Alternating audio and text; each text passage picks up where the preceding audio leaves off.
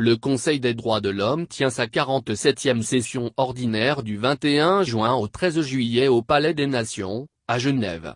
À l'ouverture, la chef de l'ONU en charge des droits de l'homme, Michelle Bachelet, présentera son rapport annuel sur la situation dans le monde.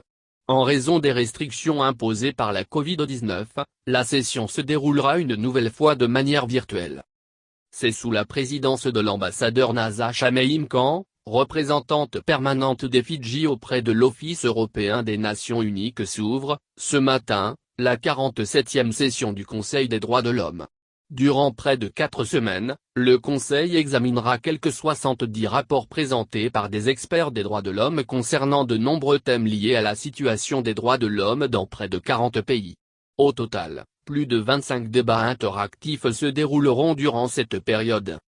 Au cours de la matinée, la haut-commissaire aux droits de l'homme présentera son rapport sur le rôle central de l'État dans la lutte contre les pandémies et autres urgences sanitaires, et les conséquences socio-économiques qui en résultent pour la promotion du développement durable et la réalisation de tous les droits de l'homme.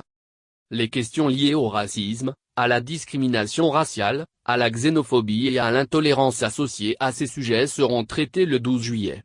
Le Conseil sera saisi, dans ce cadre, d'un rapport sur le racisme systémique et les violations du droit international des droits de l'homme commises par les forces de l'ordre contre des Africains et des personnes d'ascendance africaine, en particulier les actes qui ont entraîné la mort de George Floyd et d'autres Africains et personnes d'ascendance africaine. Tout au long de la session, le Conseil tiendra plusieurs réunions débats sur la lutte contre les mutilations génitales féminines, les principes directeurs relatifs aux entreprises et aux droits de l'homme, à l'occasion du 10e anniversaire de leur adoption, les effets négatifs des changements climatiques sur l'exercice des droits de l'homme par les personnes âgées, la promotion des droits de l'homme par le sport et l'idéal olympique, et la coopération technique pour promouvoir le droit à l'éducation. La journée annuelle de débat du Conseil consacrée aux droits humains des femmes s'étendra sur 2 séances, les matins des 5 et 6 juillet.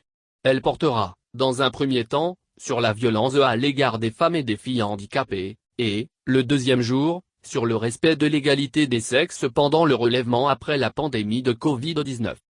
Divers rapports en examen.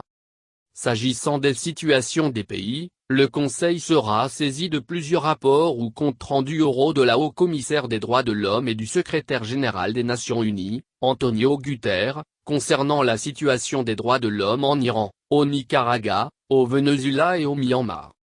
Les rapports des rapporteurs spéciaux sur la situation des droits de l'homme en Érythrée, au Bélarus, au Myanmar et dans les territoires palestiniens occupés depuis 1967 seront également examinés. L'expert indépendant sur la République centrafricaine fera un point oral sur le contexte qui prévaut dans le pays. La commission d'enquête internationale indépendante sur la Syrie, présidée par Paulo Pinheiro, fera de même. S'agissant de la coopération technique et du renforcement des capacités, on assistera à une présentation orale des conclusions du rapport périodique sur la situation des droits de l'homme en Ukraine. Un rapport du secrétaire général de l'ONU sur les moyens d'améliorer la situation des droits de l'homme dans la République autonome de Crimée et la ville de Sébastopol, Ukraine, sera aussi présenté. Le Conseil s'entretiendra en outre avec la conseillère spéciale pour la prévention du génocide, Alice Werimund-Ritu, originaire du Kenya. Le groupe de travail sur la détention arbitraire présentera son analyse de la détention arbitraire résultant de l'application des politiques de lutte contre la drogue. Le Forum sur les entreprises et les droits de l'homme présentera son rapport.